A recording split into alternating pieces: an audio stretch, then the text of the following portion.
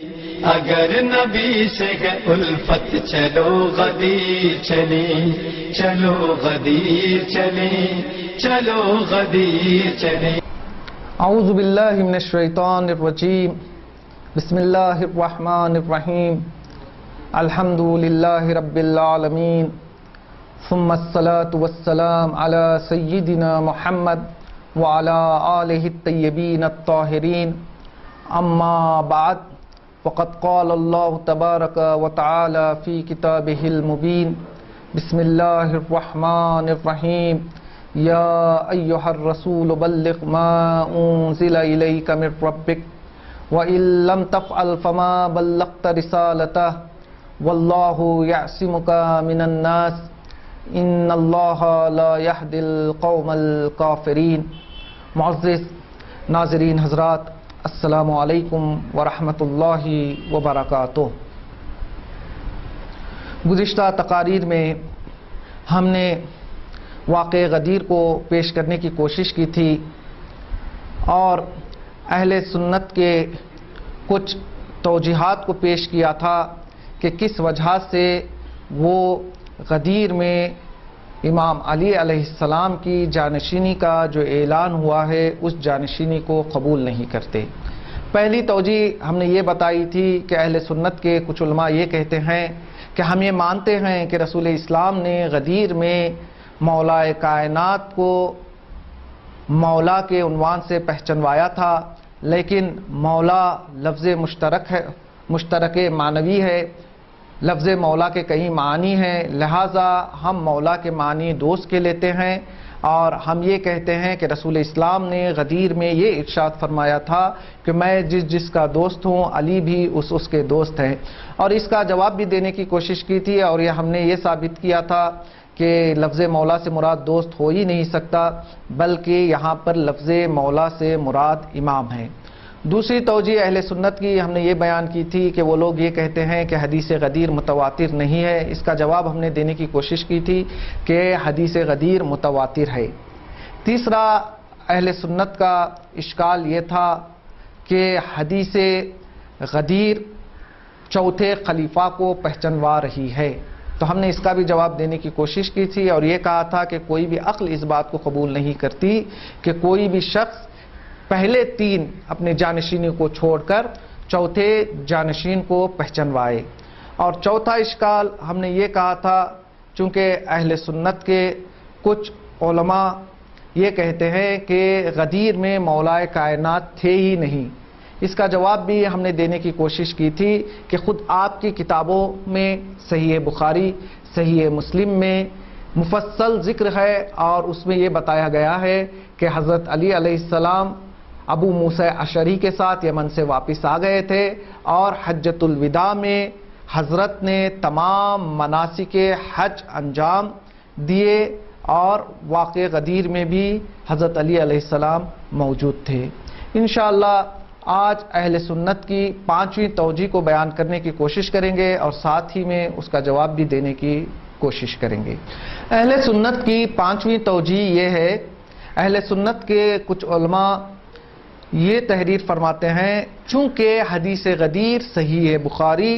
اور صحیح مسلم میں نہیں ہے، لہٰذا ہم غدیر کو نہیں مانتے، ہم غدیر کو ضعیف مانتے ہیں۔ میں ان کے جواب میں یہ کہنا چاہوں گا کہ کیا صرف اور صرف وہی چیزیں معتبر ہیں جو صحیح بخاری اور صحیح مسلم میں ہیں؟ کیا اگر کوئی حدیث اور کوئی چیز اگر صحیح بخاری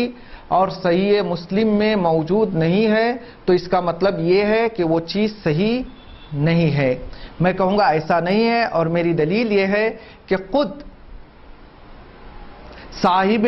صحیح بخاری یہ تحریر فرماتے ہیں کہ میں نے اپنی کتاب صحیح بخاری میں تمام صحیح حدیثوں کو وارد کیا ہے، لیکن بہت ساری ایسی صحیح احادیث اور بھی ہیں کہ جسے میں نے وارد نہیں کیا ہے۔ لہذا ناظرین حضرات، یہ پتہ چلتا ہے کہ اگر کوئی چیز صحیح بخاری میں نہیں ہے تو اس کا مطلب یہ نہیں ہے کہ وہ چیز ہی غلط ہے یا پھر وہ چیز صحیح نہیں ہے۔ بلکہ ہم تو یہ کہیں گے کہ اگر ہم صحیح بخاری کی طرف دیکھیں تو جس کی 4 سند موجود ہیں، 5 سند موجود ہیں، وہ حدیث تو صحیح بخاری میں وارد ہیں، لیکن حدیث غدیر جیسی باعظمت حدیث کہ جس کی 100 سے زیادہ اسناد موجود ہوں، اس کے باوجود بھی صحیح بخاری میں حدیث غدیر کا وارد نہ کرنا، یہ مؤلف کتاب کے تعصب کو بتاتا ہے، اور یہ بتاتا ہے کہ مؤلف کتاب کس قدر متعصب تھے کہ انہوں نے جس کی 3 سندیں 4 سندیں موجود تھی، ان احادیث کو اپنی کتاب میں جگہ دی ہے، اور حدیث غدیر کہ جس کی 100 سے زیادہ اسناد موجود ہیں اس سے وہ غافل ہو گئے ہیں۔ چلیے ہم آگے اہل سنت کے بزرگ علماء کے کچھ اعترافات کو آپ کے سامنے بیان کرنے کی کوشش کرتے ہیں۔ سب سے پہلا اعتراف اہل سنت کے بزرگ عالم دین امام غزالی کا ہے، جس کے بارے میں یہ جملہ بھی مشہور ہے کہ اگر پیغمبر کے بعد اگر کسی کو نبوت ملتی تو وہ امام غزالی کو نبوت ملتی، یعنی امام غزالی اہل سنت کے اتنے بڑے عالم دین ہیں۔ وہ اپنی کتاب میں تحریر فرماتے ہیں کہ اس میں کوئی شک نہیں ہے کہ واقعہ غدیر رونما ہوا تھا، اور واقعہ غدیر میں رسول اسلام نے حضرت علی علیہ السلام کے تعلق سے یہ جملہ بھی ارشاد فرمایا تھا کہ من کنت مولا فہذا علی مولا، اور پھر اس کے بعد امام غزالی تحریر فرماتے ہیں کہ یہ بات بھی بالکل صحیح ہے کہ جب پیغمبر اسلام نے یہ جملہ ارشاد فرمایا تو دوسرے خلیفہ آگے بڑھے اور انہوں نے حضرت علی سے یہ فرمایا بقن بقن لکا یا ابا الحسن اصبحتا و امسیتا مولایا و مولا کل مؤمن و مومنہ۔ امام غزالی واقع غدیر کے بارے میں کہتے ہیں کہ واقع غدیر رونما ہوا تھا، اس میں کوئی شک نہیں ہے۔ پیغمبر اسلام نے مولا کائنات کو مولا بنایا تھا اور اپنا جانشین معین کیا تھا، اس میں بھی کوئی شک نہیں ہے، اور دوسرے خلیفہ امام علی علیہ السلام کے قریب جاتے ہیں اور تبریک و تہنیت پیش کرتے ہیں، اس میں بھی کوئی شک نہیں ہے۔ پھر اس کے بعد امام غزالی یہ تحریر فرماتے ہیں کہ پیغمبر اسلام کے بعد لوگوں کا علی کو چھوڑ دینا اور دوسرے حضرات کو اپنا خلیفہ بنا لینا صرف اور صرف اس کی وجہ